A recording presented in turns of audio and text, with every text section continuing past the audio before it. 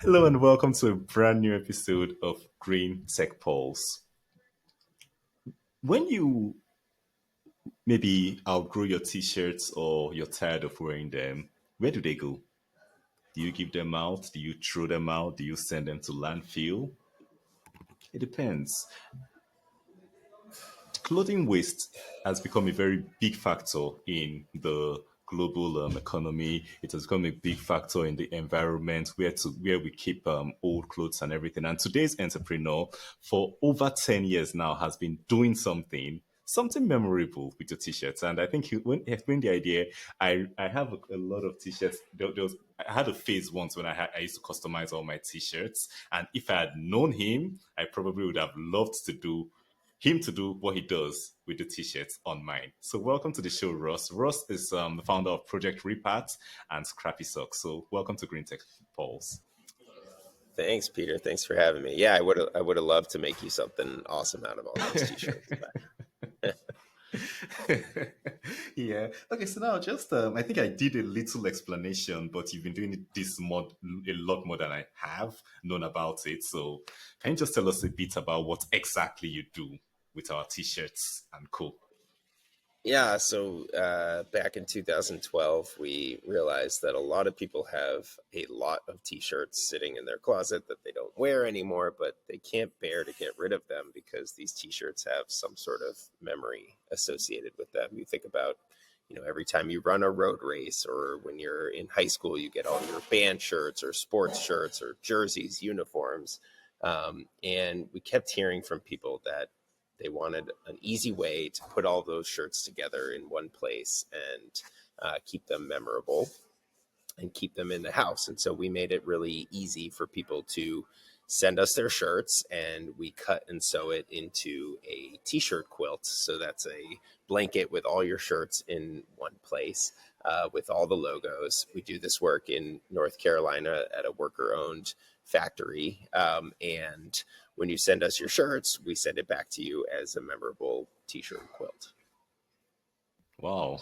and I think for a quilt, we'll use a quilt a lot more and a lot longer than we use a t-shirt from my Yeah, experience. absolutely. It is a great thing to kind of have around the house, on the couch, whatever, and it's all right there, so you can kind of go through your t-shirt memories and keep them forever. To your point, t-shirts travel around the world when we donate them. So not a lot of people know this, but when you uh, when you donate a shirt to Goodwill or Salvation Army, a lot of those shirts end up overseas. They maybe get resold in places like Kenya or Tanzania through these massive markets, or if they can't be resold, unfortunately, they will end up in landfills. And so 5% of waste on Earth is used textiles, which is troubling. And we simply just have too much stuff. And so Project Repet is a great way to kind of divert some of that and hopefully put it back into use rather than sending it far away. Yeah, I think that's a big number, 5% of waste. Because I think I was watching can't remember where I saw it, where they were talking about, I think that was in Ghana, in West Africa, somewhere in West Africa, where they were talking about used clothing coming in, and the ones which were insellable were ending up in like a landfill, and it was becoming really unmanageable and everything. And even apart from the landfill aspect, having to have these clothes maybe get on a ship or whatever and cross the ocean, I think Mhm. that's a lot. That's a lot. Yeah, there's a lot of environmental considerations. I think there's also an economic consideration, and I'm not totally sure where I stand on this. It's an interesting question, but a lot of these East African countries, for example, are saying we don't want any more clothing to come in because it's flooding the market with such cheap clothing that we can't produce our own. Um, on the other hand, Kenyans and Tanzanians, when I was over there, they were telling me like, actually, like we love having really affordable clothes because now we just always have clothing to buy. It's cheap, and a lot of people have jobs selling that clothing, right? And so there's a whole ecosystem, a whole economic ecosystem here of people who have jobs buying and selling our old clothes all the time. So I can't really tell whether the new jobs that would be created in creating their own clothes would be better than the jobs that are created just selling clothing, our old clothing. So it's an interesting conversation.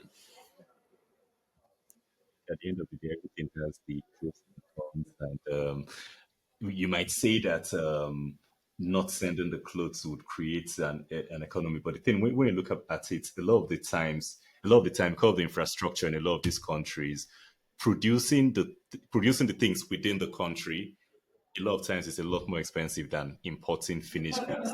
Right. Yeah, secondhand clothing. So, and apart from that, so the economies in these countries, a lot of time, it's not really strong. They can't really afford these things. A lot of people can't really afford these things. So it's a sort of back and forth situation. But Yeah.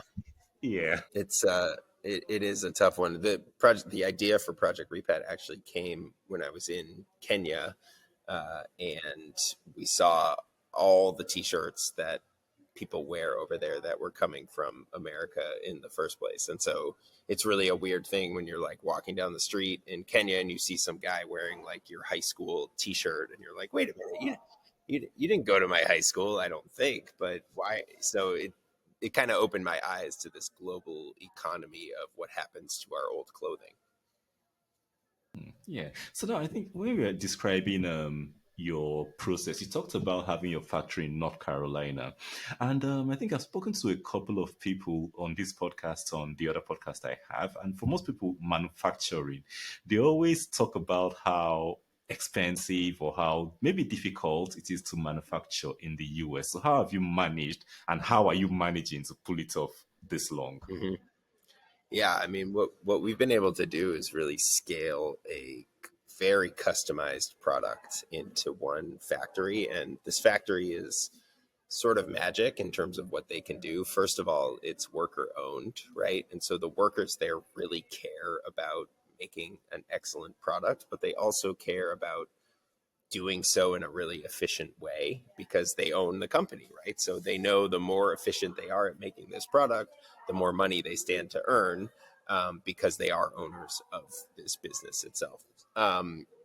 The other point I want to make is that a lot of companies want to produce in the US. It's hard, as you said, because costs are high. I think we had a product that we had to produce in the United States. We couldn't even outsource it because no one would want their own clothing to be shipped to China and then come back here, right? Like that would never work. The shipping costs would probably be super prohibitive anyway. And so um, we just had to make something in the US. North Carolina, that's where a lot of our clothing and furniture used to be made in this country before a lot of that went overseas. And so there is a lot of infrastructure down there still. And the ones who are surviving are doing custom, kind of more unique kinds of products, right? You're never going to, like, you're not going to get the factory that makes, uh, a million pairs of pants probably in North Carolina anymore, but they're doing interesting custom work like the work that we're doing. And so we've just really fine tuned a system. We've built a lot of back end kind of tracking and all of these things that go into it to make this process really efficient. Where, look, if you were going to make one t-shirt quilt, it would probably cost a lot of money. But because of this amazing system we've built and making 2,000 to 3,000 quilts a week, we're able to keep costs lower and make this affordable for everyone.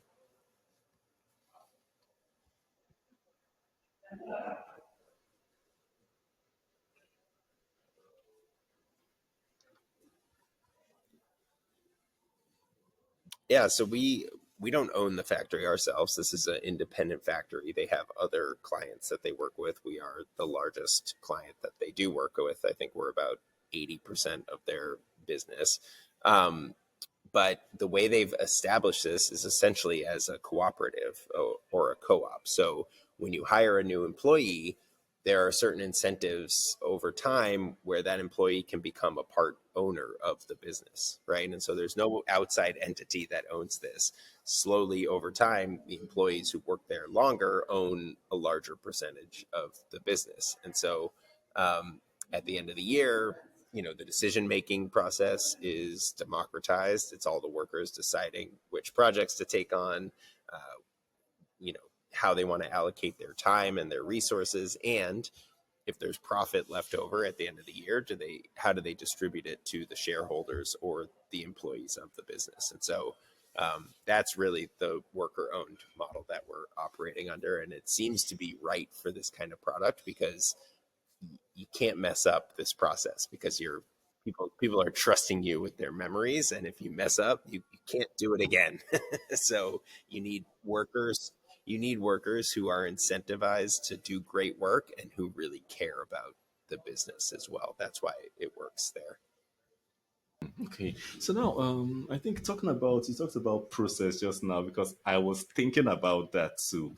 You have different people who have these shirts that mean a lot to them, and they pack up these shirts and they give them to you, send them to the factory. How are you probably? I think you mentioned about 2,000 for a week or something like that. So now, how are you able to? What systems did you build? What processes did you build to be able to track, process all these things, so you don't end up mixing someone's t-shirt in another person's Mm-hmm. quilt? Yeah. Yeah, right. That's a bad thing if you do that for sure. I don't think nobody wants to open a box, a package, and see somebody else's shirts on there. So yeah, we've done a bunch of sort of process iterations over time. We have our customers do a little bit of the prep work beforehand, sending it in a box.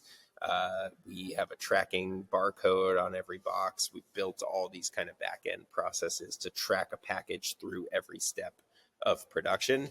And our team is trained to know that, okay, when you open one box, you only open one box, you work on that, and then you put it back in the box, and there's no mixing of orders or anything like that. Um, and then a lot of this is back end systems. So, modern e commerce is built to sell a product, you ship it out, right? We have a process where somebody orders and then they need to send us their materials that we work on. That is a very different process just in general than traditional e-commerce. And so we've had to build a lot of the back end kind of tracking, allowing customers to see where their package is in the process of being made and their quilt, and just tracking things very, very carefully. But some of that's on us in terms of the back end systems we've built. And then a lot of that is on our factory because they've taken a lot of that work on themselves to make sure that this is a finely tuned process where there can be no mistakes. We cannot have mistakes.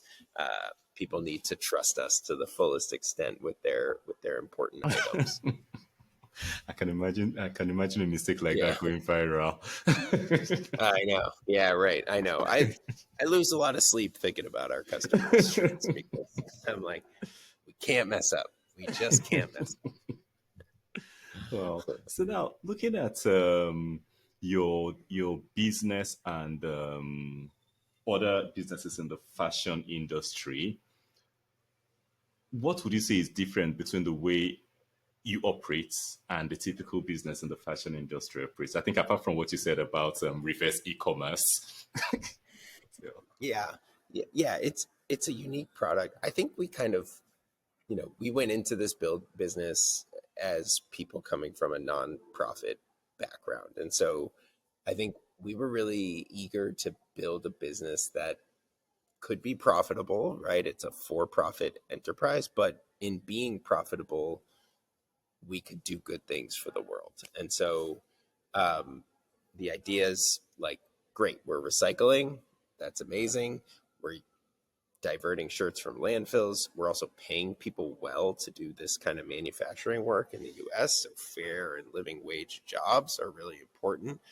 I think with a lot of businesses in the for profit world, it's a race to the bottom. Like you want to get the lowest possible costs so you can make the most possible profit. I think for us, it was really an idea of like, well, yeah, we want to do well. Like I want to make money off of this thing for sure. But I don't want to lose sleep thinking about, how we're like pillaging the environment or, exploiting workers. Like I want to pay people well. And so incentives are aligned so that like when we do well, other people do well. When we do well, the environment does well. And I think aligning a business that way is a really smart way to operate.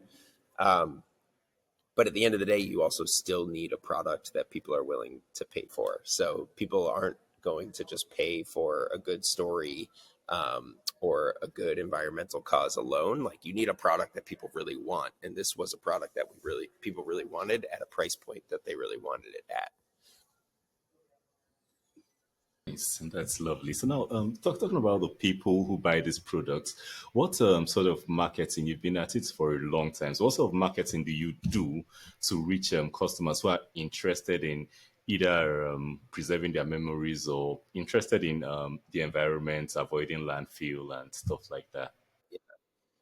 Yeah, I mean, I think, at first you think about this product and you're like, that's like a niche product, right? Like, only some people would want that. And then you start thinking about all the people who have t-shirts and all the different demographics. And it's basically every American. I mean, you go into any American's closet and you could probably find some sort of pattern of t-shirts that they have sitting in their closet, right? From people who run road races, every graduate of high school and college, right? Like, every sporting event you go to, you get another shirt. People who do theater, people who do any kind of event you do, you get a t-shirt for every single event that you do, right? And you hold on to those because they have some sort of personal meaning to you. Um, the main customer we have is typically a mom of a graduating high school senior or college senior. So it's a big graduation gift. Like, you move on to the next phase of life and you get a t-shirt quilt because that's how you like remember that phase of life. And those moms are typically very well found on Meta and Google advertising. And so, um, that is where the majority of our advertising dollars go. And that's how we find people. We create advertisements, we drive them to our website, and we get them to buy. So, pretty simple e-commerce on that front, but um, it's also a product that people aren't ready to buy right away. So you need to sort of nurture them. Like, people are like, "Oh, my kid's graduating in 2026. Okay, I like that's a year from now. I'm gonna sign up and keep learning about your company, but I'm not ready to buy yet because I'm still waiting to collect more T-shirts or I'm waiting for my kid to graduate." And so it's got a little bit longer of a sales cycle, but we do a lot of work educating the market. I think a lot of people like you out there, Peter, who didn't know this existed and said, I wish I'd known I could have done this in the first place. I donated all my shirts to Goodwill and I got rid of them. So I think we do a lot of work to just try to educate the market that, hey, look, there's a solution there for your shirts. And also, hey, there's a solution for a great, meaningful gift that you can give somebody, like the most meaningful gift you can make for somebody. That's amazing. So now you've been doing this for over 10 years, if I remember. And I'm sure you must have seen a change in trends over time. So now, how have you seen the attitude of people towards sustainable fashion change from when you started till date? I definitely think more people are aware of where clothing goes, maybe. Uh, I think more people are interested in sustainable products or recycled products. I honestly, I don't think that's enough people to make a business like ours grow. I think people buy from us first and foremost because it's a product that they really want, at a good price. And the sustainability side of it is kind of like a pat on the back they give themselves after the fact, or maybe that's why they share it or something like that. Like, I think people are very price conscious. I think they, when they see sustainable clothes, like, if you see like the world's most sustainable t-shirt and it's $100, right? Like, yeah, it's probably not going to fly, right? But I feel like a lot of sustainability brands try to push that story and say, "Hey, look, it's the greatest T-shirt in the world. It's $100."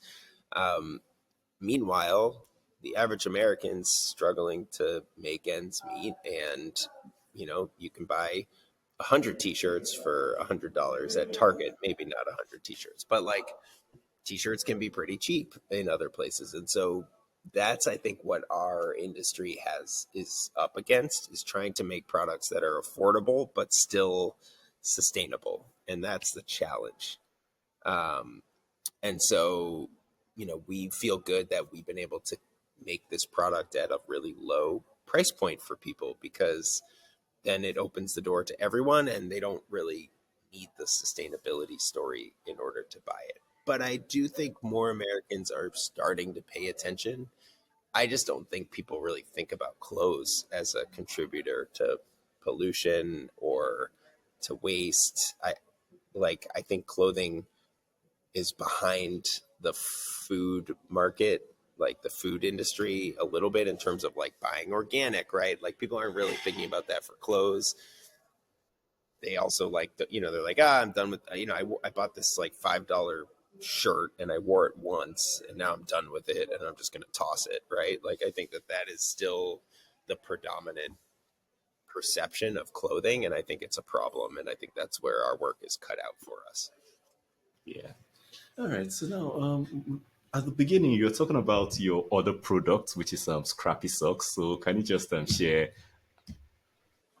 Yeah. So when you make more than a million t-shirt quilts, it's an amazing product. The sort of dark secret of the t-shirt quilt making process is that we can only use the square on the front of the shirt or the back of the shirt, and then you have all this excess material or scraps that you can't use. And for years and years and years, we were begging scrap recyclers to take those scraps and do something with them. And fortunately, we were always able to find someone to recycle them. They would take them and break them down into fibers that could be used in like car mats or wrestling mats, like that gray kind of shoddy material. And fortunately, we never had to send it to the landfill, but it was always a thorn in our side. And so what we did was we invested in some research and development to create a process that would allow us to take those scraps, combine it with other recycled materials, shred it down into fibers, respin it into yarn, and then make socks out of that yarn. And so that is when we launched Scrappy Socks. And so it's basically taking this waste byproduct that we couldn't use and creating something brand new out of it. It's entirely made in the United States, right in the same region where the scraps are collected from. So the transport time that you were talking about earlier is really negligible. And it's a super sustainable, 100% recycled sock, Scrappy Socks. So that is the story of Scrappy Socks. So we turned t-shirt scraps into socks. It's been good. I think our customers, our repack customers, are really into it and excited about it. I think it's that question of like, well, it's a little bit more expensive of a sock, right? So like at a $10 price point, you're up against going into Walmart and buying like six socks for $10 or whatever it is. And so that's always going to be our challenge, I think. But people think it's a really cool story, and I think it's look, in terms of like finding something to do with all of our waste, I think it's a fantastic option. In terms of like building a circular economy where everything kind of takes place in one area in the United States. I think that that's super unique. Amazing. So now for, I think I've enjoyed this topic so far. So now for your business, Project Repat for Scrappy Socks, what should anyone listening expect? Are we expecting any new products or anything else? We're always looking for new, exciting ways to make this process more efficient for people. I feel like we have a lot more t-shirt quilts to sell. Like, when I say we're trying to educate a market, like people don't even know that this exists, and they should, right? Yeah, exactly. Peter, you, for example. Uh, but there's, millions and millions more people like you, right? Who just like don't know that this is an option for their clothing. I also think we're starting to think about wading into other kinds of textile recycling. I think Scrappy is an interesting concept where what else can we make out of this waste? And so we're working on stuff, but right now I think we're really like, all right, how do we sell a whole lot more t-shirt quilts in a more efficient manner? Is where we're focused in on. That's amazing. So now, for anyone who's watching this episode, who's listening to this episode, and they just found out about this, maybe they want to get their own t-shirt quilt, or probably they want to learn more about what you're doing, or maybe just follow up and they enjoy the story, want to follow up with you. What's the best way they can reach out? Yeah, always happy to hear from people. I'm Ross at projectrepat.com. Projectrepat.com is our website.